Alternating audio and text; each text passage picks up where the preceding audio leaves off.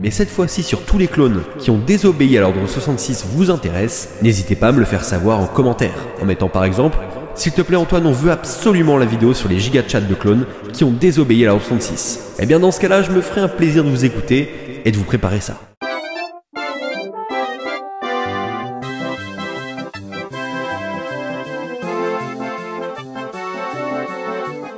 Bon, voici comme promis la vidéo qui va répertorier tous les soldats clones qui ont désobéi à l'ordre 66. Je tiens à préciser que cette vidéo sort en 2025, donc il n'est pas impossible que dans les années à venir on apprenne que d'autres clones ont également désobéi à cet ordre. Salut à tous, ici Antoine de la TAT et j'espère que vous avez la force. Aujourd'hui replongeons-nous dans les tréfonds de la chute de la République, marquée par la plus grande purge Jedi de l'histoire, et plus particulièrement de ces soldats clones qui ont, contrairement à d'autres, n'est-ce pas Cody?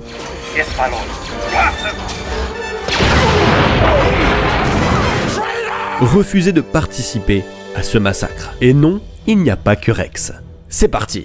Hop hop hop hop hop les amis, là stop, il faut tout arrêter.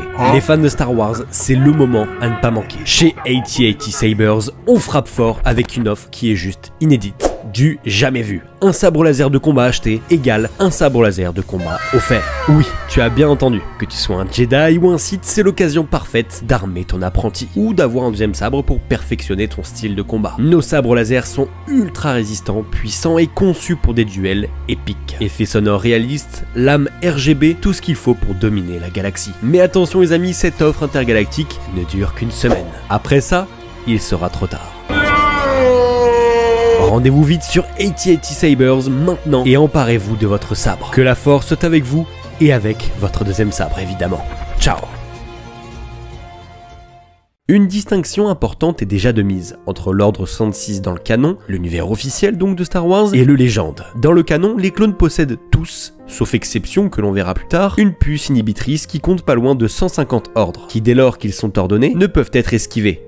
Tous les clones réalisent cet ordre sans broncher donc. L'ordre 66 consiste par exemple à éliminer tous les Jedi de la galaxie, car ces derniers auraient commis des crimes de la plus haute importance envers la République. Mais il y a aussi des ordres tout aussi horribles tels que l'ordre 37, qui lui stipule que dans le cas d'un refus d'obtempérer d'une population pour la recherche d'un fugitif, les clones ont la possibilité d'employer la force, ce qui peut aller jusqu'à une exécution de masse et la suppression totale de la civilisation locale. Rien que ça. Pour plus de détails sur l'ensemble des 150 ordres d'urgence clones, je vous renvoie vers cette vidéo que l'on avait fait il y a quelques années déjà. Tandis que dans Légende, il n'a jamais été question de puce ou quoi que ce soit. Tous les clones ont simplement été formatés depuis leur tout jeune âge à obéir aveuglément à Palpatine, et vont donc accepter sa moindre requête sans la moindre objection. Voilà, maintenant que ça a été dit, il est temps de voir quels sont ces clones qui ont refusé d'exécuter leurs généraux Jedi dans le canon de Star Wars d'abord. En commençant évidemment par Fives. C'est le clone qui a été au courant en premier pour la puce inhibitrice. Il est donc ultra important pour l'histoire. De membre de l'escouade Domino à soldat Arc, Fives a su se faire un nom au sein de l'armée clone de la République. Cependant, lors d'une mission sur Ringovinda, un frère d'armes, nommé Tup, se met à agir étrangement et va jusqu'à tuer à bout portant la Jedi Tiplar. Tup sera par la suite mis en examen car pour beaucoup il s'agissait d'une maladie qui l'a poussé à agir ainsi, mais pas pour notre cher Fives, qui va découvrir la sombre vérité. Ce n'était pas un virus ou une tumeur cérébrale qui a poussé Tup à agir de la sorte, mais une puce qui a été implantée. Rien de naturel là-dedans. Voulant à tout prix prévenir les seules personnes susceptibles de le croire, notre soldat va donc proposer un rendez-vous à Rex et à Anakin, son général Jedi, dans les bas quartiers de Coruscant, pour leur expliquer la situation et surtout la vérité. Ayant peur de leur réaction, il les immobilise dans un champ de force afin qu'ils l'écoutent complètement. Mais la situation va tourner au vinaigre après que le commandant Fox et ses soldats débarquent pour sauver Anakin et Rex. Pris de panique face à son comportement, Fox tire sur Fives. Dans un dernier soupir, notre défunt clone confie à Rex que tout ceci les dépasse et qu'il ne faisait pourtant que son devoir de clone. Bien que Rex était en état de choc, il ne pouvait pas croire non plus que son frère d'armes aurait agi de la sorte s'il n'avait rien trouvé de tangible. Il va donc lui-même faire un journal de bord enregistrant ce que lui avait dit Fives si jamais ce qu'il a dit s'avère être vrai. Ou le foreshadowing. Tout ceci nous mène donc vers le deuxième soldat clone qui a désobéi à l'ordre 66, qui n'est autre que le capitaine Rex. Comme dit précédemment, il garda dans un coin de la tête tout ce que lui avait dit Fives à propos de cette puce, qui les contrôlerait, etc. etc. C'est pour ça qu'au moment fatidique... Find him. Find him.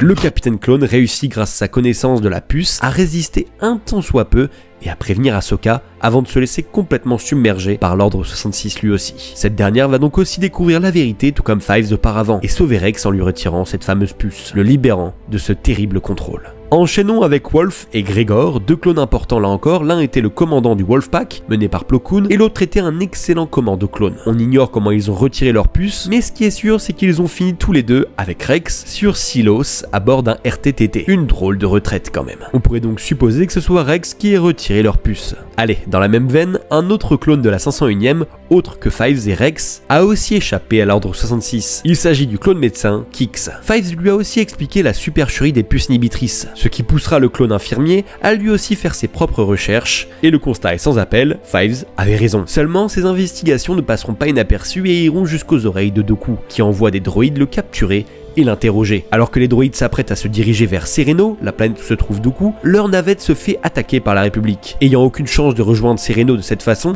et voulant à tout prix que personne ne mette la main sur Kix, qui détenait la vérité, les droïdes à bord décident de partir en vitesse lumière sur un système au hasard, dans l'espoir d'échapper à la République. Ce qui sera chose faite, mais le vaisseau va s'écraser sur la planète Ponema. Tout le monde à bord périt, sauf Kix, qui par ordre du comte Dooku avait été maintenu en stase dans un pod cryogénique, laissant alors le clone en congélation. De ce fait, il ne participe pas à l'Ordre 66 et sera réveillé que 50 ans plus tard par une bande de pirates qui le sauvent et feront de lui un membre à part entière de leur équipage. Kix devient alors le dernier clone de la Grande Guerre encore en vie. Vous vous souvenez du clone fermier dans The Clone Wars? Cutlaw Kane était un clone qui a déserté après la première bataille de Geonosis, suite à la mort de toute son escouade. Il démarre alors une nouvelle vie sur Saleucami, fondant une famille avec une Twi'lek.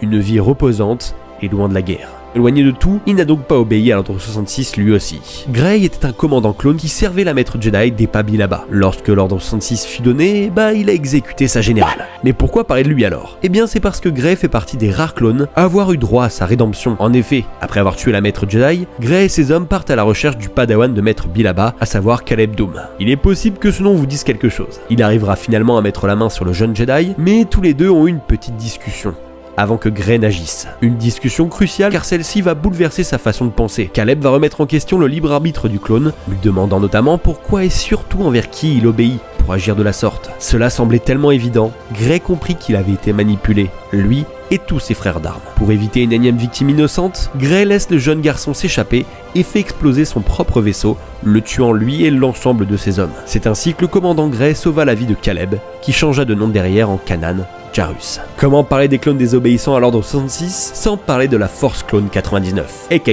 la Bad Batch. Mené par Hunter, ce petit groupe de clones génétiquement modifiés avec Crosshair, Tech, Echo et Wrecker n'ont pas une puce comme les autres, ou du moins celle-ci ne comporte pas les mêmes ordres que tous les autres clones, car à l'annonce de l'Ordre 66, aucun d'entre eux n'exécute de Jedi. Pire encore, ils ne comprennent pas la nature de celle-ci, sauf Crosshair évidemment, mais il va plus tard retirer sa puce à son tour. Mais mis à part Crosshair, ils vont tous désobéir à l'ordre, faisant d'eux des fugitifs et des traîtres durant l'avènement de l'Empire. Allez, un dernier clone pour la route, et là c'est plus une mention honorable qu'autre chose, mais le commandant Bakara a lui certes tué Ki-Adi-Mundi, comme on le voit dans la Revanche des Sith, mais il a quand même hésité à réaliser l'ordre. Ça provient sans doute de sa personnalité, c'était un clone très intelligent, qui remettait souvent sa propre moralité en perspective. De ce fait, il ne comprenait pas pourquoi là, à ce moment précis, il fallait qu'il exécute tout Jedi se présentant devant lui. Son hésitation ne fut que de courte durée, finissant par donner raison à l'Ordre 66 en se disant que finalement c'était quand même les Jedi qui les envoyaient au front à chaque fois. Voici donc les clones qui ont désobéi à l'Ordre 66 dans l'univers canon de Star Wars, avec cette histoire de puce inhibitrice. Passons aux légendes de Star Wars désormais, car là aussi, il y a pas mal de clones différents qui ont désobéi. Dans le Légende, ce sont surtout les clones de classe supérieure, d'élite même, qui ont été formés par des Mandaloriens qui ont désobéi à l'Ordre 66. Vous le savez tous, les clones proviennent du modèle génétique de Jango Fett. Seulement, au tout début de la création des clones, les Kaminoïens ont voulu accentuer certains traits pour quelques clones afin d'en faire des soldats hors pair. Ces clones surnommés ARC, les commandos de reconnaissance avancée. Mais selon certains cloneurs, cette première génération était un échec. Ils appelleront alors celle-ci les ARC Troopers de classe nulle. C'est nul! Bien au contraire, ces soldats au nombre de 6 seulement étaient très polyvalents et ont reçu une formation particulièrement intense auprès de Cal Skirata, un Mandalorien de renom qui considérait ses soldats comme ses fils. Tous avaient été formés aux arts et aux voies des Mandaloriens, si bien qu'ils n'obéiront pas à l'Ordre 66 quand celui-ci sera donné. Il en va de même pour les clones commandos de l'escouade Omega, même si ici seuls 2 membres nommés Attin et Kor réussirent à s'échapper sur Mandalore, alors que leurs frères d'armes commando, Darman et Niner, n'ont pas eu le temps de s'échapper et seront retenus par l'Empire, traquant les Jedi à leur côté de force. Une autre escouade de clones nommée les Yayaks parviendra elle aussi à s'extraire de l'Empire et rejoindre les autres commandos, avec Kal Skirata sur Mandalore, pour y vivre une nouvelle vie, une vie simple, loin de la guerre. Allez, une dernière escouade de commandos tant qu'on y est, l'escouade Ion, a elle aussi déserté avec l'arrivée de l'Ordre 66, ne comprenant pas comment leurs généraux Jedi qui jusque-là ont toujours été de leur côté auraient pu les trahir. Vador ira à leur rencontre pour leur forcer la main. Mais rien à faire, les commandos refusent de tuer les Jedi. Vador va donc les attaquer et seuls 2 commandos parviennent à s'échapper des griffes du Sith. Malheureusement, le capitaine Climber et Trace, les 2 qui ont réussi à s'échapper, n'ont pas pu aller bien loin. Ils se sont fait arrêter sur la route par des shock troopers et finiront emprisonnés à perpétuité. Comme dit précédemment, il y a eu une première génération de soldats clones de classe Arc, et il y en a eu aussi une seconde, étant donné que la première était considérée comme défaillante. Il s'agit ici de la classe Arc Alpha, et certains d'entre eux ont aussi désobéi à l'Ordre 66. Ce fut le cas notamment de Maze, un Arc Trooper surentraîné qui va couvrir le Jedi Zay pendant la purge et lui éviter une fin funeste. Comme la plupart des clones ayant déserté dans le Légende, Maze rejoindra le clan Skirata sur Mandalore pour changer de vie. On pourrait aussi inclure Spar, qui a troqué sa vie de soldat clone de classe Alpha Arc pour chasseur de primes. Son armure n'est pas sans nous rappeler un certain Boba Fett d'ailleurs. HOB 147 était un pilote de chasseur V19. Lors d'une bataille, son vaisseau a été touché et dériva dans l'espace, inconscient. Il resta dans cette position pendant plusieurs semaines et manqua à l'Ordre 66. Il sera récupéré par un certain Heard Coil, un pilleur d'épave. Ce dernier lui raconte ce qu'il s'est passé avec le terrible ordre.